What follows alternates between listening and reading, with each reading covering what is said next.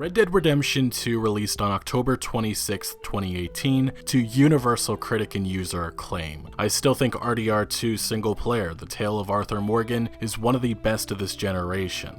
The story, the characters, music, customization, and open world are my personal favorite aspects of that experience. I don't think a game has ever successfully invested and immersed me into a protagonist-in world more than Red Dead Redemption 2 did. The story of Arthur Morgan was a beautiful 50 to 60 hour journey that was an emotional roller coaster by the end that I will cherish forever. Without a doubt, Red Dead Redemption 2 will have a lasting impact on this whole gaming industry like its predecessor did years ago. Now, I've spoken glowingly of the single-player side of Red Dead Redemption 2 since it released, but it's not perfect. There are issues. Some examples include mission design and character movement. These are two aspects that Rockstar Games must work on with future games, as for many, those were key weaknesses. Speaking of weaknesses, this leads into the other side of Red Dead Redemption 2 that Rockstar Games really wanted to split into its own thing, and that is Red Dead Online. Today we need to have a very serious discussion about this quote-unquote separate online mode, and actually today marks a very important milestone that I've had on my calendar since the online went live with that precious beta tag in late November 2018, and that is, it's now been 6 months since it began. So there is an important question to be asked now, and that is, how much better is Red Dead Online today at the end of April 2019? And the answer is actually quite simple. It's just another unfinished, greedy live service disaster. But, and this is important, it gets away with being a mess because of really 3 factors. 1, many claim the single player was already amazing. This is just a free bonus. 2,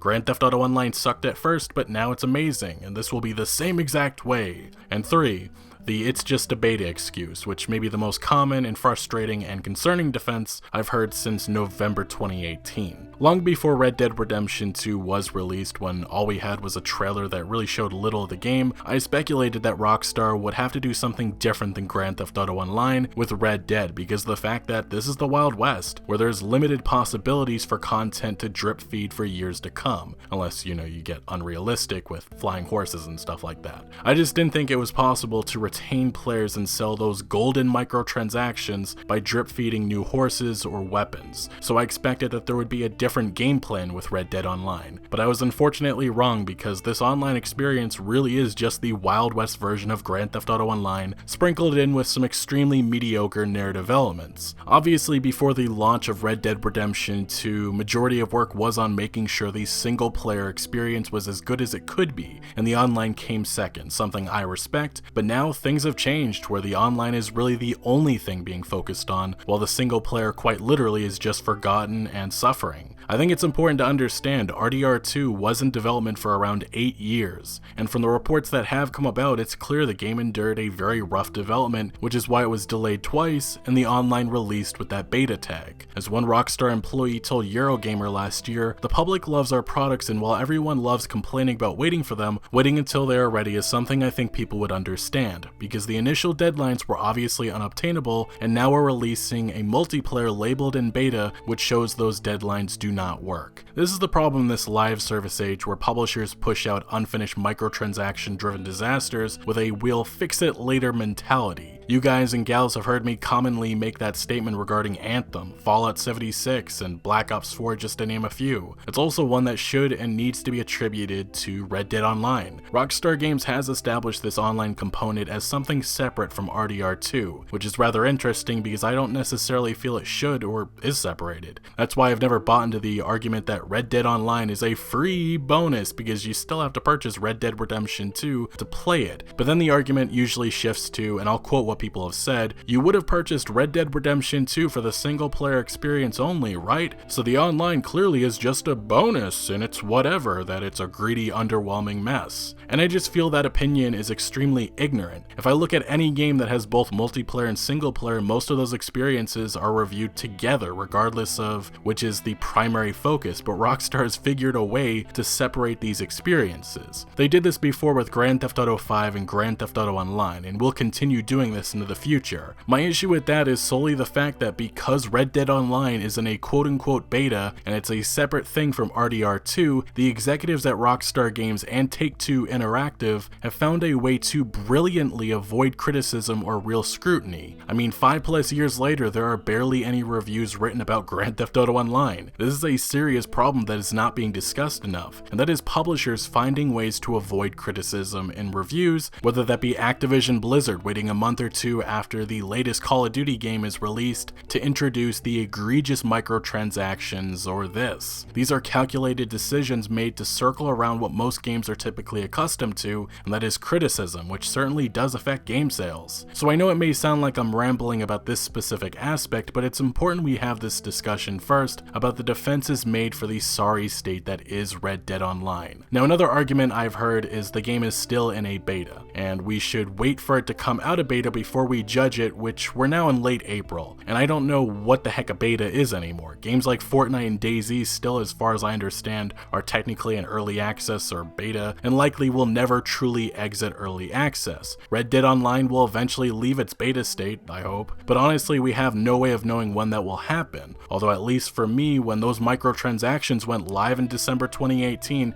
it stopped being a beta. The only reason why that term has been slapped onto Red Dead Online is to excuse its sorry state, and 6 months later, I just find that is unacceptable. Red Dead Online runs fine, it still has its technical issues, but I'd argue it runs better than the fully released Fallout 76 or Anthem, but Red Dead Online's problems are really just design decisions that worked all right in the single player, but not that much in the online. Like personally, gunplay doesn't feel enjoyable, and that's because of Rockstar's mission for realism.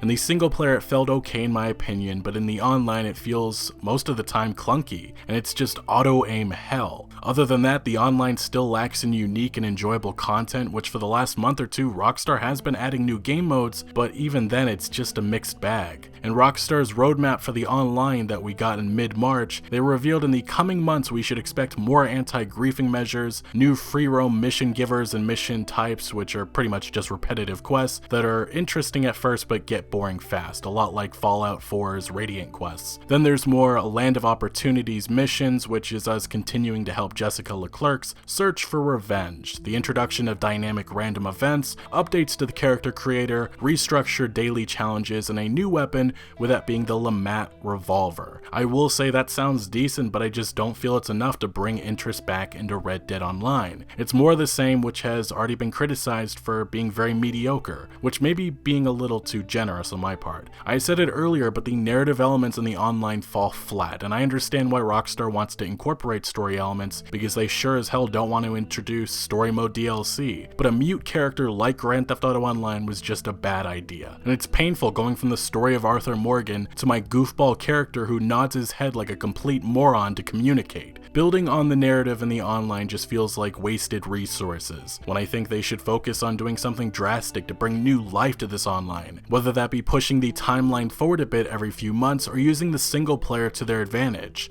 and introducing new story quests which could be used to convince players to check out all the new fresh online content or whatever. Again, these are just ideas. If Red Dead Online wants to have a long future, it needs drastic changes. When I look at roadmaps to Fallout 76 and even Anthem, I have to say, there's more to look forward to with those games than this game. Red Dead Online still does not have any heists at all, no poker, no way to choose specific game modes, a lack of different maps for game modes, no private or free aim lobbies, and it just feels very lackluster in quality with the drip feeding of clothing, game modes, and items that not many care about. The community has also been vocal and a little angry about Rockstar not really listening to what they actually want, which this isn't really new, because like Grand Theft Auto 5, if we're being honest here, the most wanted post-launch content has always been single-player story DLC. Yet, I just don't believe that fits what Rockstar Games wants to support financially these days, especially when they are making billions off of Grand Theft Auto Online with microtransaction sales. Now with Red Dead Online, I don't think it ever was going to have as much success as Grand Theft Auto Online, but maybe Rockstar Games knew that from the beginning. I've predicted in the past we could see Grand Theft Auto Online eventually slowing down, and Rockstar could do that with maybe Bully 2 being their next game, and their future being supported by Red Dead Online and of course course a bully online until GTA 6 comes about, which could be 3 to 4 years from now. Red Dead Online is going to and has to get better. I mean, I'm sure eventually there will be train and bank robberies along with properties and poker, maybe even other sources of transport like bicycles, but I just don't know what audience will be left to experience that. There's a false belief that because Grand Theft Auto Online started out rocky and eventually rebounded, Red Dead Online will experience the same rebound. And truth is, that's extremely unlikely. A lot has changed since 2013. Live service games or games as a service have taken over, and there's a battle for players' time nowadays. Competition is only ramped up, and these big releases cannot afford rocky starts. Look at Star Wars Battlefront 2 as a big example of that. When all the controversy happened in late 2017, it doomed the future of the game, and I said this last video, but props to DICE for sticking with the game and improving it, because today it's actually not that bad. But for many,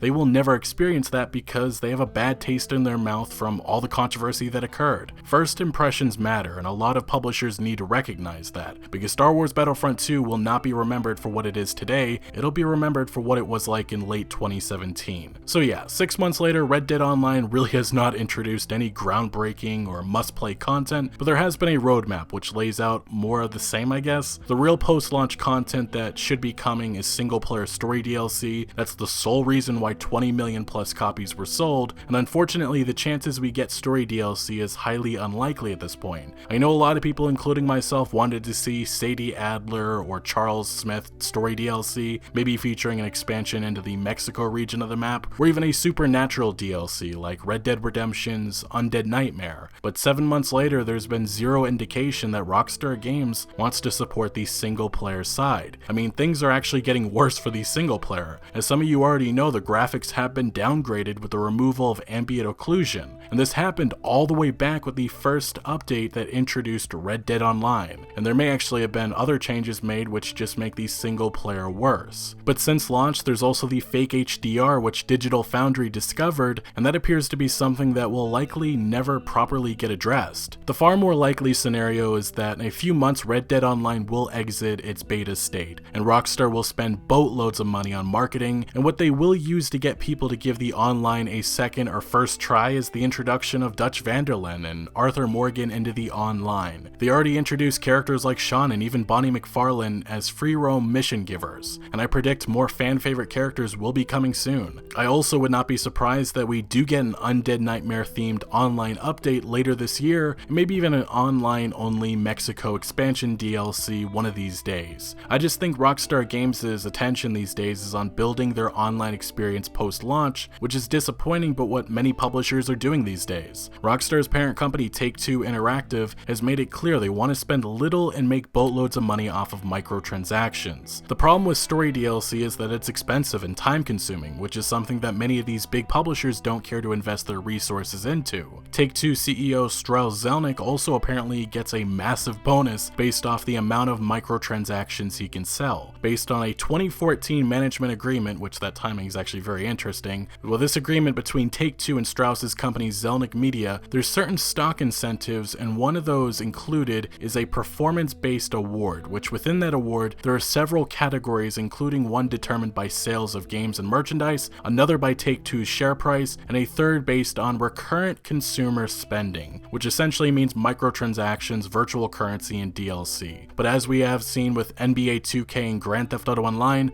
the focus has been on spending as little as possible with post-launch content, and I unfortunately don't see that plan changing anytime soon, although I really hope I'm wrong. With Red Dead Online, prices for cosmetics are still extremely abysmal, with it costing you 30 gold bars to make just one weapon fully gold, and then you have emotes that were introduced somewhat recently, which is just another way for Rockstar to get players to spend real-world money. Whenever or if bicycles or properties arrive, just expect some horrible prices like 100 to 200 gold bars for a certain luxurious house, and then of course other smaller properties like say a normal ranch for probably a few thousand in-game dollars, enough to make sure that players grind for it, but it's still achievable. At Rockstar Games, I personally believe and feel that majority of the studios and developers have moved on to their next project, which could be Bully 2 or GTA 6. But like Grand Theft Auto Online and any of these live service games, there remains a smaller team actively working and supporting Red Dead Online. A big concern to be advised about is Take-Two's revenue profits have not been increasing like they did a few years ago, before Fortnite came into the fold and when really Grand Theft Auto Online ruled. I would not be surprised to see in the near future Take-Two pull an Activision Blizzard and put more pressure on their studios to increase revenue profits, which yes, could mean higher prices and more microtransactions in Red Dead Online, just like what has happened to Activision Blizzard with Call of Duty Black Ops 4 in 2019. But in conclusion, 6 months later, Red Dead Online isn't all that different and still doesn't feel like it's worth anyone's time. There's many excuses being made for why Red Dead Online is so underwhelming, and of course, like any of these live service games, it will get better and maybe it's worth your attention a few years from now, but the question that needs to be asked is, why does a talented developer like Rockstar Games get away with and avoid scrutiny for launching a 6-month-long quote-unquote beta while pushing so many microtransactions? Any other publisher, like say Electronic Arts, if they tried doing this exact same strategy, say with Dragon Age 4, the next Mass Effect game, people would revolt against their anti-consumer practices, yet with Rockstar Games it feels they have a free pass because Red Dead Redemption 2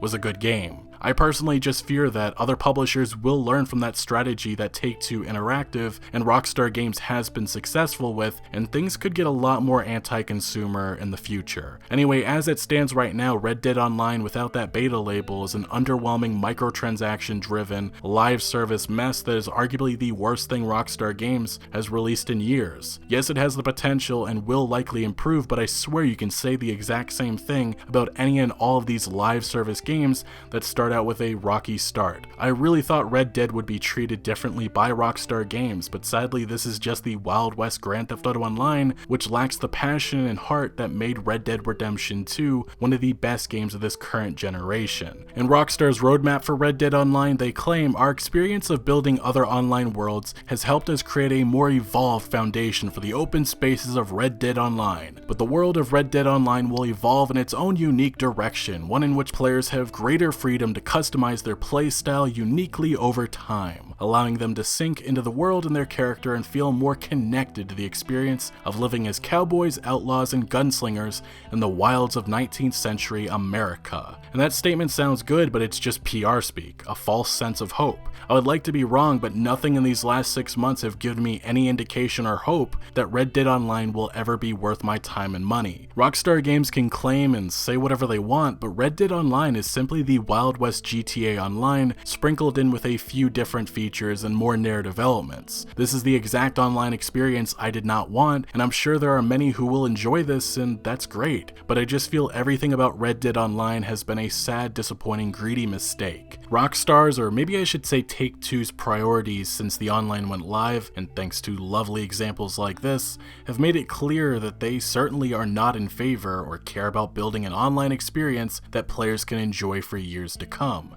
It's all about the money. Heck, I'm even sad admitting that I've enjoyed my time with Fallout 76 and Anthem more than Red Dead Online. So far what Rockstar has delivered is just another example of the growing problem and pains that is live service games. But what is your opinion on Red Dead Online, and do you plan on returning anytime soon, or are you still actively playing? Let me know your thoughts down in the comment section below, but thank you for watching. Make sure to leave a like if you did enjoy this video or found any informative value, and make sure to follow my other social media accounts for updates on new videos. Links are always down in the description below. I'm most active on Twitter, giving opinions on news that I don't always get into video form, so make sure to follow me over there. Also check out my Discord for all sorts of discussion on games. And again, thank you for joining. Consider subscribing for more videos like this. Turn notifications on so you don't miss out on any videos. And remember, Outlaws to the end.